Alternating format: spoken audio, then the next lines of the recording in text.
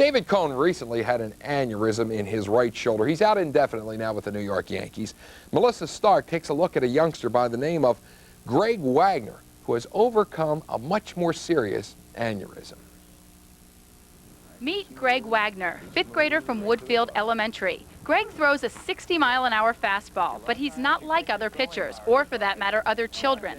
You can witness his talent, but what you can't see is the uphill battle he's fought to be where he is today. Greg just celebrated his 11th birthday, and today is an honor student and an athlete. But when he was 3 years old, he suddenly found himself fighting for his life when he was struck with a cerebral hemorrhage caused by an aneurysm that ruptured in his brain. Greg underwent a 12-hour surgery to remove the aneurysm. He almost died on his way to the hospital. The surgery was a success, but his ability to return to a normal life looked grim. He was told he would never be an athlete. It's a ninth inning, 2 outs, bases loaded, okay? Who are we going to put up there for a hitter? What do you think? What do you want to get out here? Cecil Fielder? Okay. All right. Greg has surpassed all medical prognoses and simply refuses to accept what he was told he'd never be able to do. All right. You're very brave, very courageous. You're an inspiration to a lot of young kids. How hard has it been to come back against all of this? Well, when I was 3, after I got out of the hospital, I had to learn how to walk again because I kept losing my balance. And then after that, my whole right side was disabled. I couldn't do much with it, so I had to start doing occupational therapy. Was it a mental thing for you all along, like, okay, I know that I will walk again, I know that I want to be an athlete, I know I want to be an honor student, all the things that you are? Yeah, I really worked hard at trying to do that because if I was normal, then I wouldn't be working so hard. But since I was disabled, I tried to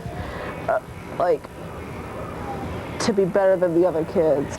Do a lot of your friends know about what you've had to go through, and do they know how much you've overcome? Yeah, it's gone along. And ever since I was in first grade, I've been teased about how I can't play baseball and things.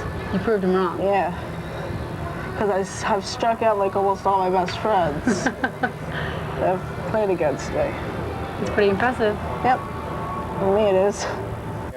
Greg's recovery has been nothing short of a miracle because in most cases, aneurysms lead to instant death. An aneurysm is a weak spot in one of the blood vessels of the head, very much like a bubble on a bicycle tire. Dr. Ben Carson, director of pediatric neurosurgery at Johns Hopkins Hospital, gives expert analysis of what an aneurysm can do. In Greg's case, his parents had no idea that he had an aneurysm. One day it was there, and bam, they were racing him to the hospital.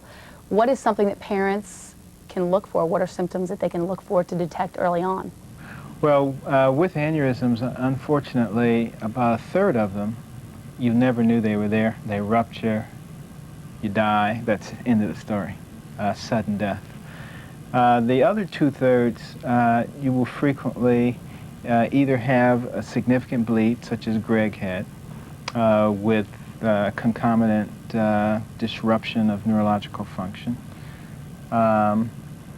or you will have a warning bleed where you have this terrific headache. Is Greg's case a message to other young children that someone with a disability can go out and play sports and can be an honor student? Absolutely. I think it's a story in more ways than one. First of all, just demonstrating that no matter how catastrophic the situation is, you can find a way around it.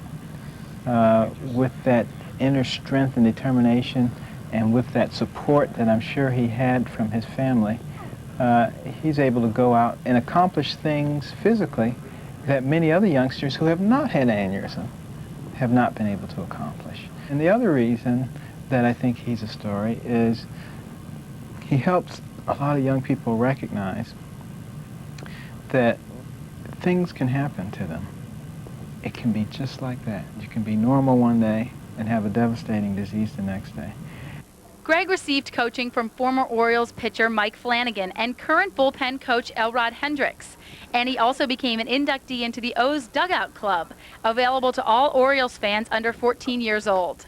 Greg, the Orioles have a new fan club called the O's Dugout Club, and we want to present you as a 1996 official member with your hat and your T-shirt. So we want to give you that and hope that you're an Orioles fan for life. Thank you. Greg is determined to reach his goal of playing in the major leagues, and his battle is not only for continued health and recovery, but to live a normal and productive life, something many of us take for granted. Tom? There's a kid with a lot of spirit, Greg Wagner, and our best to him in his future endeavors as a baseball player.